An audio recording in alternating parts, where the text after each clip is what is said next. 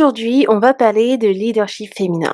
Je sais que ça a été une tendance qui a commencé il y a plusieurs années, mais ça a été plus poussé en 2025 et je pense que ça va être encore une tendance clé en 2026. Et du coup, je voulais vous parler en tant que femme, comment on peut incarner cette énergie très puissante sans être en fait dans cette masculinité très forcée, ni dans la dureté et ni dans l'épuisement. Parce que l'énergie féminine, c'est la fluidité, c'est la créativité, c'est l'intuition, la réception, c'est l'écoute intérieure, c'est la présence, c'est toutes ces belles choses que souvent on ignore dans la société. Et je pense que souvent il y a une fausse idée quand on parle d'énergie féminine. Beaucoup de gens vont penser que c'est que oh être très douce, alors que en fait pas du tout. Énergie féminine, selon moi, c'est simplement dire que vous êtes plus aligné, vous êtes plus centré et vous êtes plus magnétique. Et aujourd'hui, on en a ras-le-bol du leadership masculin.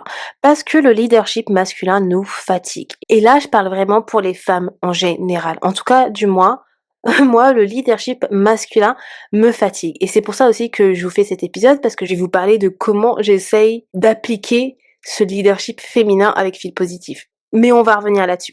Comme je disais, le leadership masculin, il nous fatigue. Et ça, c'est dû au fait que dans beaucoup d'entreprises, en fait, on nous a appris à forcer les choses, toujours dans le forcing, à prouver, à contrôler, à pousser, à enchaîner les choses sans s'arrêter et surtout à ignorer notre corps.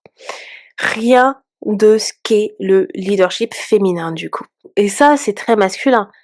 Et c'est pas aussi une coïncidence. C'est que la majorité des entreprises sont gérées par des hommes. Donc c'est pourquoi on a toujours été dans ce leadership masculin et qu'on n'a jamais eu cet équilibre entre leadership masculin et leadership féminin puisque beaucoup dans la société, enfin beaucoup d'entreprises ne sont pas gérées par des femmes. Et c'est pourquoi il y a de plus en plus de femmes qui sont entrepreneurs, qui créent leur entreprise pour pouvoir faire la différence et un peu contrebalancer cette énergie masculine, ce leadership masculin. Après, c'est très bien d'avoir les deux. C'est très bien d'avoir un peu d'énergie masculine parce qu'on en a besoin, mais on a autant besoin d'énergie féminine. Encore une fois, loi de polarité, on cohabite avec les deux. Mais il ne faut pas avoir tout ou rien. On ne peut pas avoir que de leadership masculin et que de leadership féminin. Il faut avoir une bonne balance. Ce qu'il faut savoir, c'est que notre énergie féminine fonctionne autrement. Parce que l'énergie féminine, elle va créer à partir de l'inspiration et pas la pression qu'on va avoir, que ce soit de nos managers ou bien des tâches que l'on effectue. C'est quoi en fait un leadership féminin si on devait poser des mots là-dessus?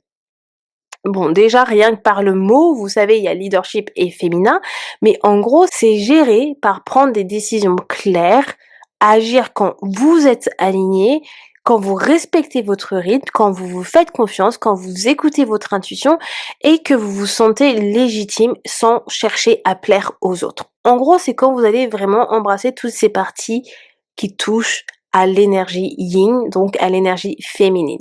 Tout ça en mettant en pratique dans votre leadership. Et bien qu'avec Fil Positif, que je n'ai pas de salarié et que je suis simplement moi, enfin qu'il y a personne d'autre avec qui je travaille à part certaines freelances, j'essaye déjà à mon niveau d'avoir cet équilibre entre leadership féminin et leadership masculin. Et c'est pourquoi je pense que c'est important de prendre en compte les 4 piliers dont je vais vous parler tout de suite. Donc le premier pilier de leadership féminin, ça va être la présence. En gros, ça va être là, être ancré quoi, être stable, d'être vraiment dans la présence, dans le moment présent.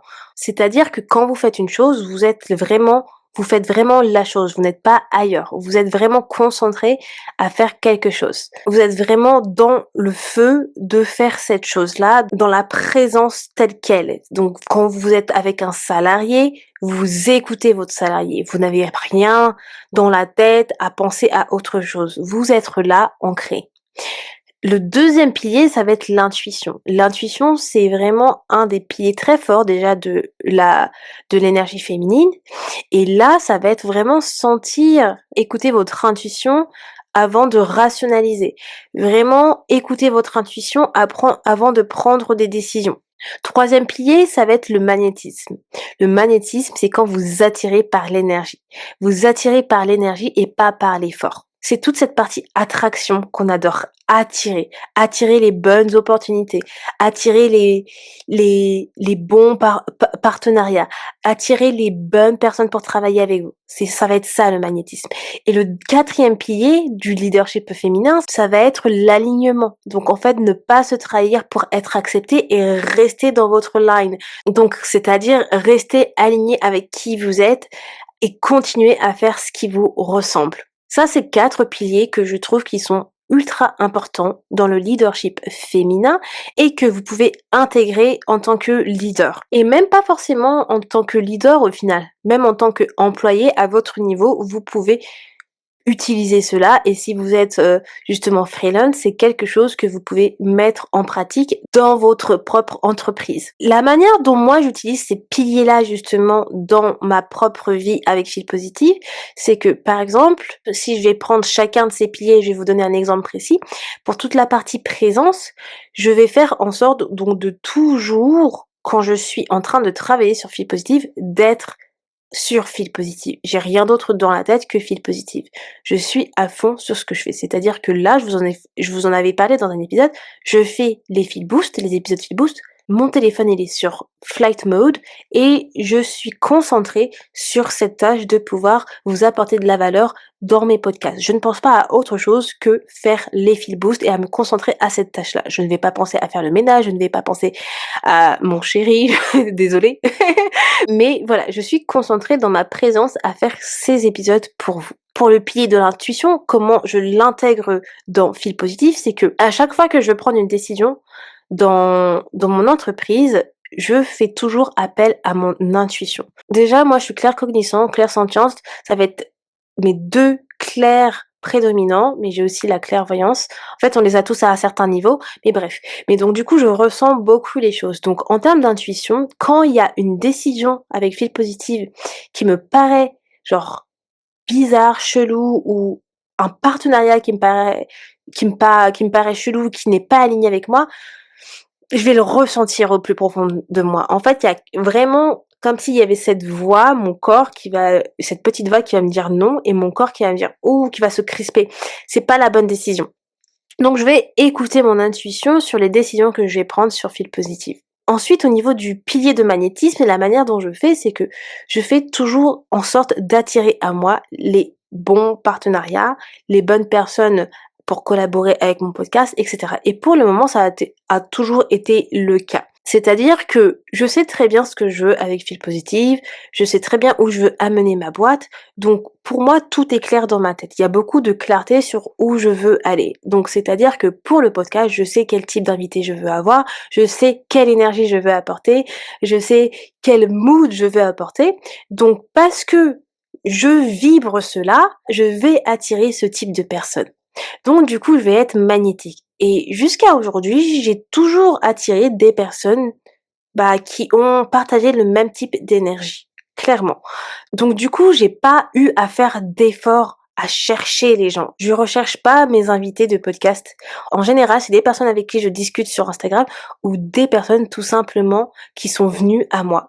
Et c'est exactement ce que je vous parle quand je vous parle d'attirer par son énergie, d'attirer par le magnétisme.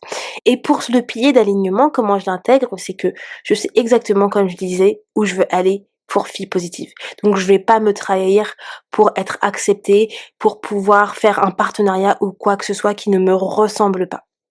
C'est-à-dire que par exemple, on m'a déjà proposé de tester des produits ou faire des partenariats qui en fait n'ont rien à voir avec Feel Positive. J'aurais pu très bien dire oui pour plus de visibilité, ou oui pour avoir peut-être un premier partenariat qui est financé ou quoi que ce soit, mais en fait ça ne m'intéresse pas. Je ne suis pas du tout dans cette énergie de faire des choses qui sont à l'encontre de mes valeurs et à l'encontre de ce que j'ai envie de faire et où j'ai envie d'emmener ma boîte. Feel Positive, c'est vraiment mon bonbon, c'est vraiment mon bébé. Si vous me suivez, vous savez à quel point j'adore travailler sur ma boîte, que j'y porte énormément d'amour et je ne tolérerai pas de, comment dire, m'écarter de ma vision pour simplement, heu, plus d'argent ou plus de visibilité. Clairement.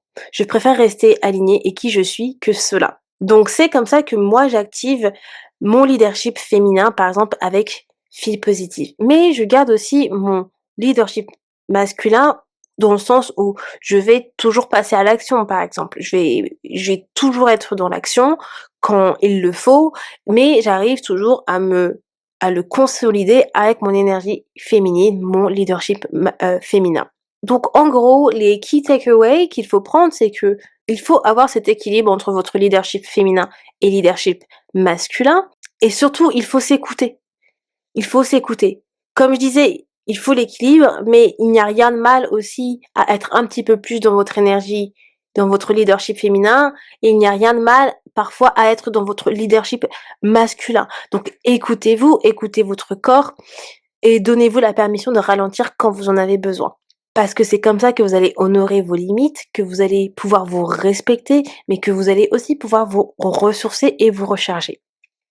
Voilà les amours, j'espère que cet épisode vous a plu et que ça vous a parlé. Si vous êtes une femme, dites-moi si c'est quelque chose que vous souhaitez intégrer, les 4 piliers dont je vous ai parlé, dans votre boîte, si vous êtes freelance ou si même si vous êtes employé, s'il y a quelque chose que vous allez pouvoir intégrer à votre niveau. Ça me ferait super plaisir d'entendre votre avis à ce sujet, que ce soit sur Instagram, en DM, sur Feel Positive Official ou bien sur YouTube ou Spotify.